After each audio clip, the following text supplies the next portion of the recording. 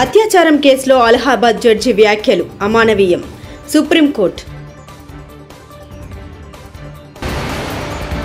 30% commission Congress సర్కారని Congress ఎమ్మెల్యేలే అంటున్నారు కేటీఆర్. కేటీఆర్ వ్యాఖ్యలపై దుమారం, తీవ్రంగా స్పందించిన భట్టి విక్రమార్క.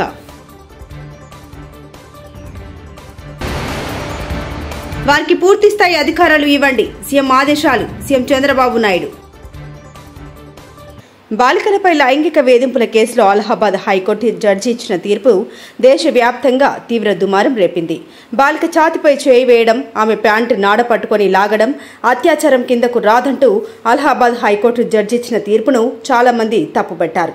దీన్ని సుమోటోగా స్వీకరించిన దేశ అత్యున్నత న్యాయస్థానం సుప్రీంకోర్టు బుధవారం విచారణ చేపట్టింది. ఈ కేసులో అలహాబాద్ హైకోర్టు న్యాయమూర్తి చేసిన వ్యాఖ్యలు ఏమాత్రం ఆమోదయోగ్యం కావని, చాలా అమానవీయంగా ఉన్నాయని justice BR Gavai, justice Augustine George Masih ధర్మాసనం విచారం వ్యక్తం చేసింది. ఆ జడ్జి ఇచ్చిన తీర్పుపై స్టే విధించింది. అంతేకాక ఈ వివాదాస్పద వ్యాఖ్యలపై వివరణ ఇవ్వాలంటూ కేంద్ర ప్రభుత్వం ఉత్తరప్రదేశ్ ప్రభుత్వానికి నోటీసులు జారీ చేసింది. రాష్ట్ర సచివాలయంలో 2వ రోజు కలెక్టర్ల సమావేశం జరుగుతుంది. ఈ సందర్భంగా ముఖ్యమంత్రి చంద్రబాబు నాయుడు కీలక ఆదేశాలు జారీ చేశారు.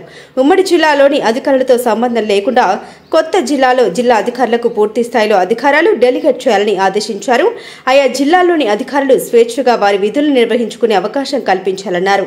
దీనిపై సంబంధించిన ఆదేశాలను హెచ్ఓడీలు 2 రోజుల్లో జారీ చేయాలని తెలిపారు. కొత్త జిల్లాలో ఎటువంటి స్టాఫ్ సమస్య లేకుండా స్టాఫ్ రెగ్యులేషన్ కార్యక్రమాలు చేపట్టాలన్నారు. 9 mandals are service sector oriented, and that's why it is very imperative to focus on agriculture sector, sir.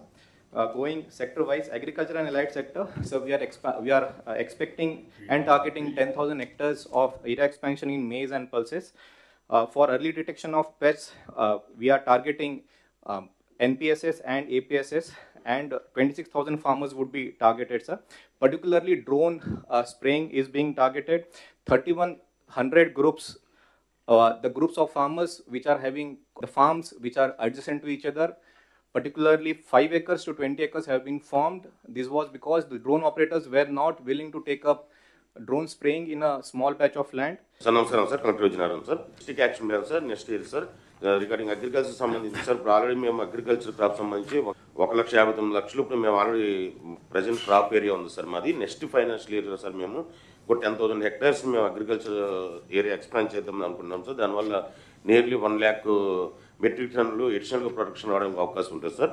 అలాగే సెకండ్ వచ్చేది ఏంటంటే ఈ న్యాచురల్ ఫార్మింగ్ అడాప్షన్ అనేది ప్రస్తుతం మాకు 21,000లో మాత్రమే మేము చేస్తున్నాం సార్. ఇంకో 24,000కు మేము ఎక్స్పాండ్ చేద్దామని ఆలోచనతో ఉన్నాం సార్. దానివల్ల అడిషనల్గా నాకు 1,49,000 hectares మెట్రిక్ టన్స్ ప్రొడక్షన్ నాకు రావడానికి అవకాశం ఉంటుంది sir. Sir, Parthipuram is a newly formed district, sir, carved from Vijayanaram and Srikakulam, sir. Sir, our total GDP lo, sir, 50% contribution from agriculture sector, sir, and industry sector is 9%, and service sector is 42%, sir. 1/3 of area is hilly terrain, sir, and remaining is plain area, sir. So there is a disparity among the per capita income as well as the socio-economic factors also, sir. And we want to take up the balanced growth in all the regions, sir, in coming 2025-26, sir. And we also strictly following the Padisutralu in our integrating our action plan, sir. Coming to 24-25, sir, our growth rate projected is 16.90, sir, and we are aiming for 16.12% in this year, sir. And as I already mentioned, sir, agriculture is our core area, sir.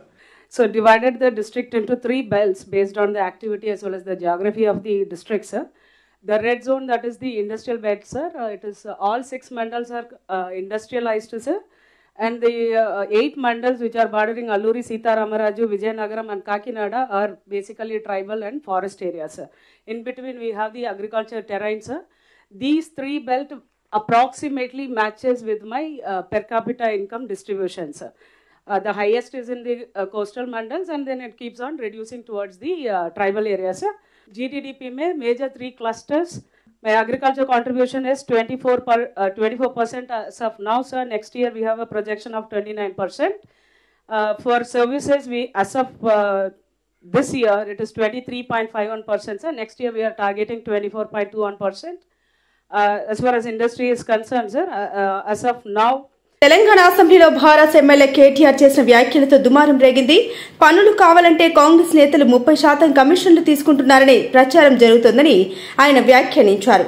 దీనిపై deputy CM Bhatti Vikramarka సహా అధికార party సభ్యులు తీవ్ర అభ్యంతరాన్ని వ్యక్తం చేశారు.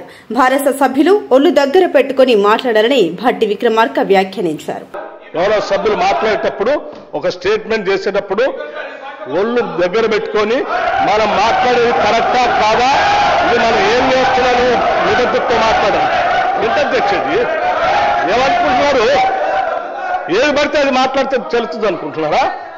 లేచిన దగ్గర చూస్తున్నాం అధ్యక్ష, ప్రతి స్టేట్మెంట్ ఓటుకు నోటు దొంగ రేవంత్ రెడ్డి అని మేము అనలేమా? రేవంత్ రెడ్డి 50 కోట్లు ఇచ్చి పీసీసీ అధ్యక్ష పదవి కొనుక్కున్నాడని కోమటిరెడ్డి వెంకటరెడ్డి అన్న మాటలు మేము అనలేమా? 20% కమిషన్లు అని జడ్చర్ల కాంగ్రెస్ ఎమ్మెల్యే అనిరుద్ రెడ్డి చెప్పిన మాటలపై చర్యలు తీసుకోవాలి. కేటీఆర్ అంత ఎక్సైట్ అయ్యి మాట్లాడితే ఎట్లా సార్? మంత్రులు sir the essence of democracy, దయచేసి కొత్త సభ్యులు కాంగ్రెస్ నుంచి 53 మంది ఉన్నారు. The essence of democracy, the beauty of discussion in assembly sir is discussion, debate, dissent. Sir opposition అనేది మాకు we will have our say, the government will have its way. That is the essence of democracy. దయచేసి నేను వారిని మిమ్మల్ని కూడా కోరేది sir, మంత్రులకి సంయమనం ఉండాలి, రిస్ట్రెయింట్ ఉండాల్సింది ట్రెజరీ బెంచెస్ కి. అపోజిషన్ సహజంగానే మేము ప్రభుత్వం చేయని పనులు, ఇస్తానని చెప్పిన మాటలు, హామీలు మేము దయచేసి ప్రకాష్ రెడ్డి స్పీకర్ గారు ఒకటే రిక్వెస్ట్, మంత్రులకి మీరు దయచేసి చెప్పండి. ఇప్పుడు మేము కూడా ప్రొవోక్ చేయాలనుకుంటే మేము కూడా మాట్లాడచ్చు సార్. మేము కూడా చెప్పొచ్చు 30% కమిషన్ అని వాళ్ళ ఎమ్మెల్యేలు అంటున్నారు, 20% కమిషన్ అని సెక్రటేరియట్ లో ధర్నాలు అవుతున్నాయి. అధ్యక్ష మరి నేను అనలేనా అధ్యక్ష? ఓటుకు నోటు దొంగ ముఖ్యమంత్రి, 20% కమిషన్లు, 30% కమిషన్లు మీ ఎమ్మెల్యేలు అంటున్నారు. నేను అనలేను అధ్యక్ష ఈ మాటలు? నేను అంటలేను అధ్యక్ష, నేను అంటలేను. నేను అనొచ్చు కానీ నేను అంటలేను అధ్యక్ష. ఇంకొక మాట చెప్తున్నా అధ్యక్ష, దయచేసి మీరు మా రెస్క్యూకి రావాలి. నేను ఏం అనలేదు అధ్యక్ష, నేను వారిని ఏం అనలేదు అధ్యక్ష. నేనేమన్నాను అధ్యక్ష, జడ్చర్ల శాసనసభ్యులు అనిరుద్ రెడ్డి గారు 30% కమిషన్ అని మాట్లాడినారు, దాని మీద చర్య తీసుకోమని రెవెన్యూ మినిస్టర్ గారిని అడిగాను. 20% కమిషన్ అని కాంట్రాక్టర్లు ధర్నా చేస్తున్నారు సెక్రటేరియట్ లో, చర్య తీసుకోమని అడిగినాను. మరి నేను అనొచ్చు కదా అధ్యక్ష, పిసిసి అధ్యక్ష పదవిని 50 కోట్లకు కొనుక్కున్నాడు రేవంత్ రెడ్డి అని చెప్పి కోమటిరెడ్డి వెంకటరెడ్డి నేను అనొచ్చు కదా అధ్యక్ష. అసెంబ్లీలో బీఆర్ఎస్ సభ్యుల నిరసన, సచివాలయంలో కమిషన్లపై కాంట్రాక్టర్ల ధర్నా గురించి అసెంబ్లీలో మాజీ మంత్రి, ఎమ్మెల్యే ప్రస్తావన, ఉప ముఖ్యమంత్రి భట్టి ఒళ్లు దగ్గర పెట్టుకుని మాట్లాడాలి అని మాట్లాడారంటూ అనుచితంగా వ్యాఖ్యలు చేశారని, భట్టి వ్యాఖ్యలపైన క్షమాపణకు డిమాండ్ చేస్తున్న బీఆర్ఎస్ సభ్యులు. సభలో బీఆర్ఎస్ సభ్యుల నినాదాలు భట్టి వెంటనే తన వ్యాఖ్యలు వెనక్కి తీసుకోవాలని, క్షమాపణ చెప్పాలని సభ్యులు పట్టు వద్దురా నాయన 20% పాలన అంటూ అసెంబ్లీ ఎమ్మెల్యేల ప్రవేశ ద్వారం వద్ద బీఆర్ఎస్ ఎమ్మెల్యేల నిరసన ఇదే. పర్సంటేజ్ల పాలన అంటూ నినాదాలు. ఇదేమి ప్రభుత్వం, 20%, 30% పర్సంటేజీల ప్రభుత్వమని కాంగ్రెస్ సర్కారుపై ధ్వజమెత్తారు. మా రేవంత్ రెడ్డి మంచోడు కాబట్టి 15 నెలల నుండి బతికున్నారు. నిన్నటిదాకా ఒక లెక్క, రేపటి నుండి ఒక లెక్క. కోమటిరెడ్డి రాజగోపాల్ రెడ్డి నేను చెబుతున్నా, 1000 జన్మలు ఎత్తిన బీఆర్ఎస్ పార్టీ మళ్లీ అధికారంలోకి రాదు. కోమటిరెడ్డి రాజగోపాల్ రెడ్డి 15 నెలల నుంచి ప్రశాంతంగా పండుకుండ్రు, లేకపోతే నిన్నటిదాకా ఒక లెక్క, రేపటి నుంచి ఇంకో లెక్క ఉంటుంది. మీరు గుర్తుపెట్టుకోండి, మీరు చూడండి. కాబట్టి మీకు మళ్ళా భవిష్యత్తు లేదు. 1000 జన్మలు ఎత్తినా ఆ బీఆర్ఎస్ పార్టీ తెలంగాణలో అధికారంలోకి రాదు. నేను చెప్తున్నా మీకు. Online betting apps, rummy games మీద స్పెషల్ ఇన్వెస్టిగేషన్ టీమ్ ను ఏర్పాటు చేస్తాం సీఎం రేవంత్ రెడ్డి. బెట్టింగ్ యాప్లు కానీ, ఆన్లైన్ బెట్టింగ్ కానీ, ఆన్లైన్ రమ్మీ గేమ్ల పట్ల అప్రమత్తంగా ఉండడమే కాదు, కఠినంగా వ్యవహరించాలని ఈరోజు రాష్ట్ర ప్రభుత్వం నిర్ణయం తీసుకున్నది. దీన్ని నిరోధించడానికి, నిషేధించడానికి అవసరమైన చర్యలు తీసుకోవడానికి ఒక స్పెషల్ ఇన్వెస్టిగేషన్ టీం, వీలైతే సిబిసిఐడి కానీ లేకపోతే అధికారులతో సమీక్ష చేసిన తర్వాత ఒక స్పెషల్ ఇన్వెస్టిగేషన్ టీంను వేసి కఠినంగా వ్యవహరించాలని చెప్పి ఈరోజు రాష్ట్ర ప్రభుత్వం నిర్ణయం తీసుకున్నది అధ్యక్ష. అదేవిధంగా గతంలో చేసిన చట్టంలో దీంట్లో ప్రధానంగా 2 సంవత్సరాల కంటే మించి శిక్ష కూడా లేదు. రేపు వచ్చే పంటలు ఎండిపోయాయని రైతులు వీడియోలో మాట్లాడితే అరెస్టు చేస్తున్నారు. నేను జనగామలో ఒక జైలుకు పోతే అక్కడ 40 మంది ఉంటే దాంట్లో 23 మంది కేవలం పంటలు ఎండిపోయాయని వీడియోలో మాట్లాడిన రైతులే ఉన్నారు. బీఆర్ఎస్ ఎమ్మెల్యే పల్లా రాజేశ్వర్ రెడ్డి పొలం ఎండిపోయిందని చెప్పేసి ఒక రైతు ఏదన్నా మాట్లాడి వీడియో పెట్టుకుంటే ఇమ్మీడియట్ గా తీసుకొచ్చి అరెస్ట్ చేస్తున్నారు అధ్యక్ష. జనగామలో జైలుకు పోయిన అధ్యక్ష నేను మన జనగామలో జైలుకు పోతే ఆ జైలు ఇన్మేట్స్ 40 మంది ఉంటారు అధ్యక్ష. 40 మందిలో 26 మంది వాళ్ళు మాట్లాడిందని చెప్పి మా పక్క జనగామలో 3 నియోజకవర్గాలు ఉంటాయి అధ్యక్ష. ఆ 3 నియోజకవర్గాలలో 40 మంది ఇన్మేట్స్ అక్కడ ఉంటే 23 మంది ఎక్స్క్లూజివ్ గా ఈ యొక్క వాళ్ళు మాట్లాడిందని చెప్పి పోలీసు వాళ్ళు తీసుకొచ్చి పెట్టిన అధ్యక్ష. ఎంత దురదృష్టం అంటే ఇవాళ పోలీస్ వ్యవస్థ మొత్తం కూడా దేనికి పనిచేస్తుందంటే ఇవాళ పొలిటికల్ వెంజెన్స్ మీద పనిచేస్తున్నారు. కర్ణాటక రాష్ట్రం కోలార్ జిల్లాలోని నంది గోశాలను సందర్శించాను. ఆత్మీయ స్వాగతం పలికారు. గత ఏడాది ఇదే గోశాలను సందర్శించినప్పుడు నీరు లేక గోవులు అల్లాడుతున్నాయని గోశాల యజమాని శ్రీనివాసాచారి నా దృష్టికి తీసుకొచ్చారు. గోశాలలు సొంత నిధులతో వేయించిన బోరుని ఇవాళ ప్రారంభించాను.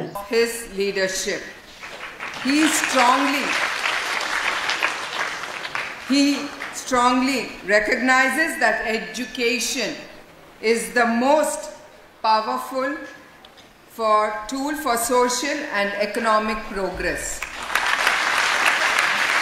His unwavering belief in the power of knowledge and innovation has always been the core for his leadership.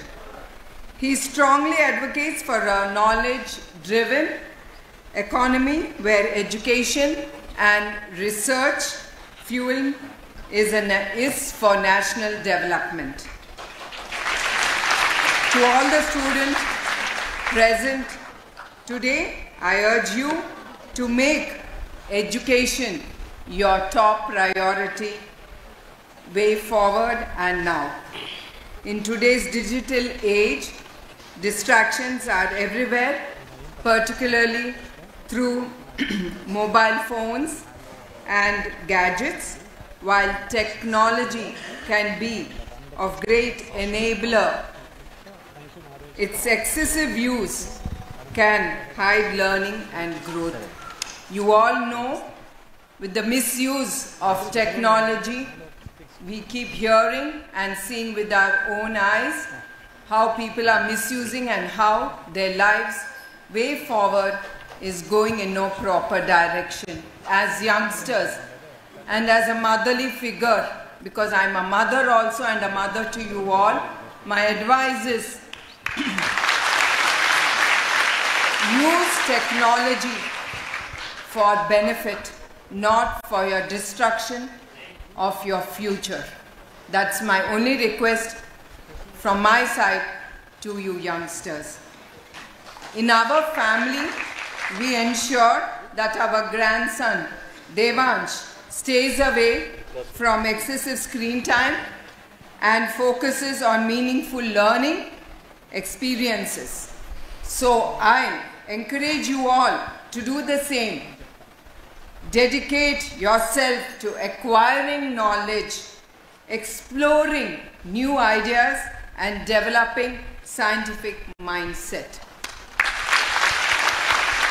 India is the second most populated country in the world, but in science and technology, we currently rank 53rd globally in the domain, and we are making significant progress way forward. In 2023, India moved up to the 6th place in the number of patents filed globally. Our goal should be to reach the top and make India a global leader in science and technology. To achieve this vision, we must continue to invest in research, innovation, and scientific education. More institutes like Agastya Institution Foundation must be established across the country to nurture young minds and provide them with the world-class opportunities. I pledge my full support to such initiatives and remain committed in advancing science and technological. అత్యాచారం కేసులో Allahabad judge వ్యాఖ్యలు అమానవీయం. Supreme court 30% commission Congress సర్కారని Congress ఎమ్మెల్యేలే అంటున్నారు కేటీఆర్. కేటీఆర్ వ్యాఖ్యలపై దుమారం, తీవ్రంగా స్పందించిన భట్టి విక్రమార్క.